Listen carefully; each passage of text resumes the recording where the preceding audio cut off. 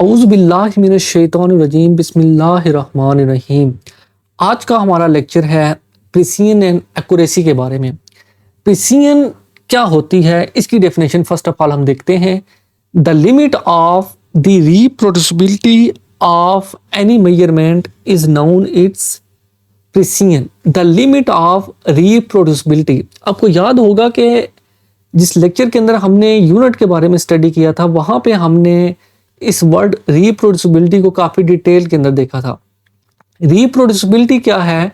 Basically ये वो value है जो हमें मिलती है आफ्टर रिपीटेडली मेजरमेंट के बाद। यानी एक मेजरमेंट है, उसको हम बार बार करते हैं तो हमें रिपीटेडली उसके जो वैल्यू मिलती है, चाहे उसके अंदर हमें अनसर्टेनिटी मिलती है या वो प्रिसाइज है, तो उसको हम कहते हैं कि उसके अंदर कितनी रिप्रोड्यूसिबिलिटी है, रिलायबिलिटी कितनी है। तो वो उस लिमिट को हम कहते हैं reproducibility of any measurement is known it's precision. अब जो हमारी मेजरमेंट्स हैं वो एब्सोल्युटली प्रिसाइज भी हो सकती हैं और उसके अंदर कुछ हमारे पास अनसर्टेनिटी भी हो सकती है। ये डिपेंड करता है किस चीज़ के ऊपर। पहली चीज़ तो ये है कि आपके लीस्ट काउंट ऑफ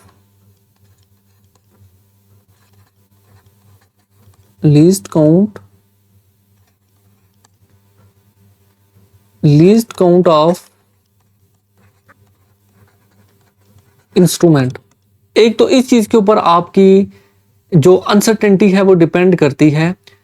सेकंड चीज आपकी ये है कि जजमेंट कितनी है। ठीक है, जो भी बंदा वो उसको एक्सपेरिमेंट को परफॉर्म करता है, यानी पर्सन जो भी उसको परफॉर्म कर रहा है एक्सपेरिमेंट को, उसकी ऑब्जर्वेशन पावर कितनी है। यानी हम सेकंड कह सकते हैं कि ये फर्स्ट है, सेकंड है ऑब्जर्वेशन पावर। लिख देते हैं ऑब्जर्वेशन, ठीक है, observation power of a person. इस चीज के ऊपर आपकी ये जो अनसर्टेनिटी है वो डिपेंड करती है। अब प्रिसाइज कैसे हो सकती है हमारी कोई भी मेजरमेंट। फॉर एग्जांपल हम कहते हैं 6 एग्स,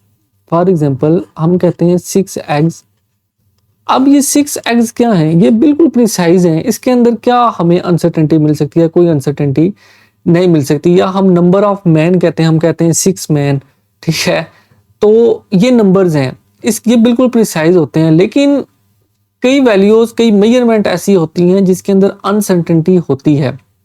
जैसे हम किसी भी चीज का मैस मेजर करते हैं, ठीक है, मैस ऑफ एन ऑब्जेक्ट जो है वो एब्सोल्युटली प्रिसाइज आपके पास नहीं हो सकता।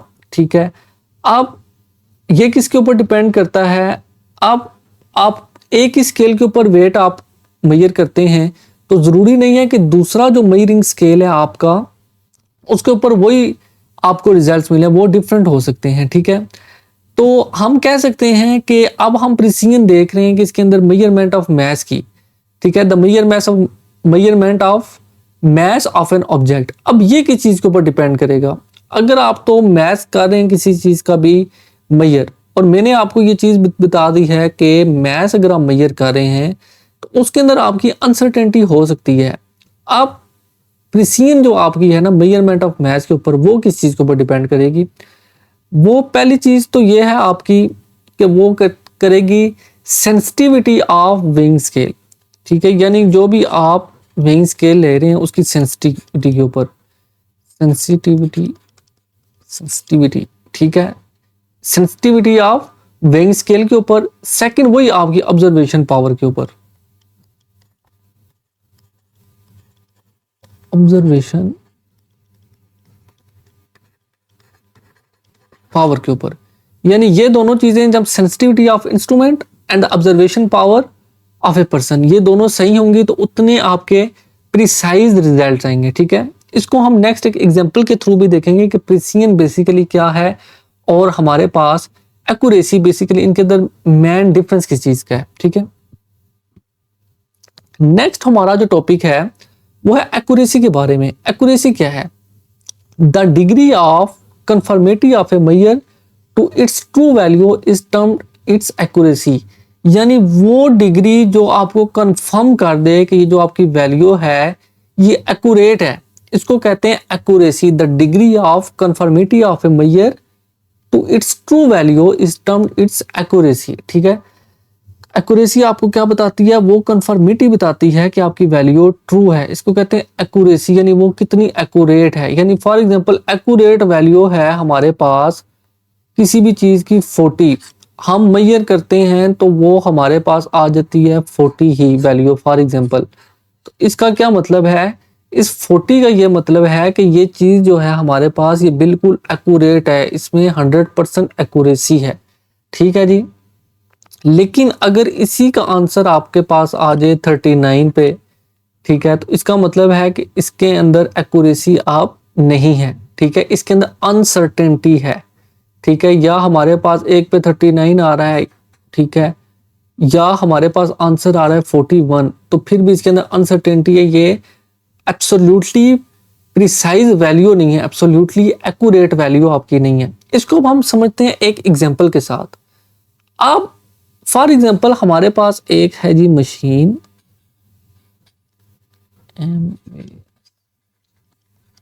एक है जी हमारे पास मशीन, और हम इस पे मेजर कर रहे हैं मैस, और मैस हम फॉर एग्जांपल ले रहे हैं केजीज के अंदर। ठीक है जी। अब मशीन जो है हमारे पास वो हैं 4 तरह की, ए, बी, सी और डी। ठीक है जी, ये हमारे पास हैं 4 मशीन। अब इस पे हम कर रहे हैं मेजर वेट। हमारे पास कोई भी सैंपल है, कोई भी ऑब्जेक्ट है, उसका मैच कर रहे हैं। फॉर एग्जांपल किसी ह्यूमन बीइंग का समझे हम वेट कर रहे हैं अपना। तो मशीन ए पे हमने उस ऑब्जेक्ट का वेट किया मेजर, उसका आया 39। ठीक है, मशीन बी पे हम इसको मेजर करते हैं तो आंसर आता है 38। मशीन सी पे हम करते हैं तो आंसर आता है हमारे पास 42, और मशीन डी पे हम मेजर करते हैं तो आंसर आता है हमारे पास 41। ठीक है जी, इस चीज को समझ गए आप कि हमारे पास कितनी मशीनें हैं जी? हमारे पास मशीनें हैं 4। ठीक है, और हमने क्या किया, इन चारों मशीनों के ऊपर वेट मेजर किया, और आप देख रहे हैं कि चारों की जो वैल्यूज आई हैं वो आई हैं हमारे पास जी डिफरेंट। अच्छा, अब हमने क्या देखना है? अब फॉर एग्जांपल हम करते हैं जो मशीन डी है, इसके ऊपर हम 4 टाइम अपने वेट को मेजर करते हैं, तो हमारे पास आंसर आता है, पहली बार आया 41, अगेन 41, यानी 4 टाइम्स हम इसको मेजर करते हैं और 4 टाइम्स ही आंसर आता है हमारे पास 41। ठीक है, 4 टाइम मशीन डी के ऊपर हम करते हैं वेट मेजर, और हर बार हमारे पास जो आंसर आ रहा है वो आ रहा है 41। अब इसका क्या मतलब हुआ?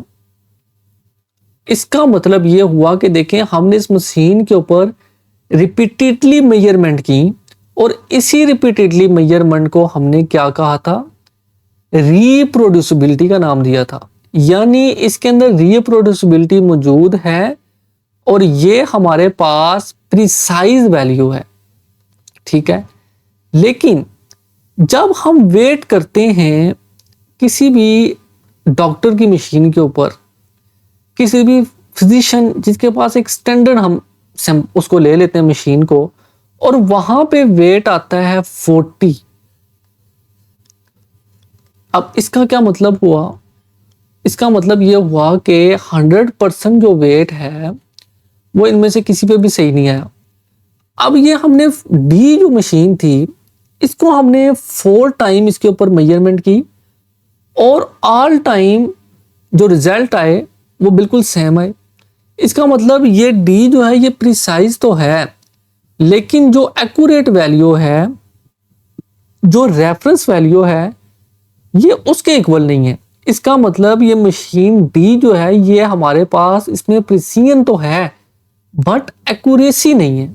अब आप समझ गए इस बात को कि बेसिकली प्रिसीजन और एक्यूरेसी का क्या मतलब है। एक्यूरेसी आपको बताती है कन्फर्मेटी ऑफ ट्रू वैल्यू, ठीक है, ट्रू वैल्यू की कंफर्मेशन बता रही होती है, जबकि प्रिसीजन आपकी रिप्रोड्यूसिबिलिटी बता रही होती है, द डिग्री ऑफ रिप्रोड्यूसिबिलिटी। ठीक है, तो मशीन डी है, इसमें प्रिसीजन तो है बट एक्यूरेसी नहीं है। एक्यूरेसी तब होती जब जो स्टैंडर्ड या रेफरेंस वैल्यू होती वो हमारे पास होती कितनी, 41। ठीक है, तो इस चीज को उम्मीद है आप समझ गए होंगे कि एक्यूरेट होना क्या होता है और प्रिसाइज होना क्या होता है। अब देखें, इन जितनी भी मशीन्स हैं इन सब में अनसर्टेनिटी पाई जाती है। ठीक है, सर्टन अमाउंट के साथ इनके अंदर क्या पाई जाती है, हमारे अनसर्टेनिटी है। अब वो जो सर्टन अमाउंट है वो हम किसके रेफरेंस के थ्रू देख रहे हैं, ये जो एक्चुअल वैल्यू है 40, इसके रेफरेंस से हम लोग देख रहे हैं कि इनके अंदर किस लेवल की अनसर्टेनिटी पाई जाती है। अब ये अनसर्टेनिटी का मैं वर्ड यूज कर रहा हूं बार बार, ये अनसर्टेनिटी ये क्या चीज है। अनसर्टेनिटी को मैं आपको बताता हूं अनसर्टेनिटी क्या है।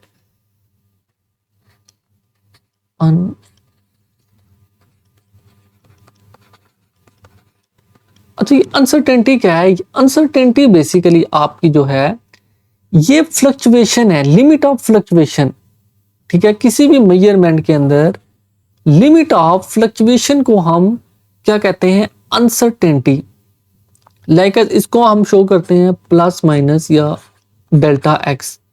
ठीक है, फॉर एग्जाम्पल इसकी एग्जाम्पल देखते हैं। हमारे पास है 160 लिखा हो प्लस माइनस 1। इसका क्या मतलब है, इसका मतलब ये है कि जो ट्रू वैल्यू है वो लाई कर सकती है 160 प्लस 1 के साथ ही, यानी 161, या 160 माइनस 1 इज इक्वल टू 159।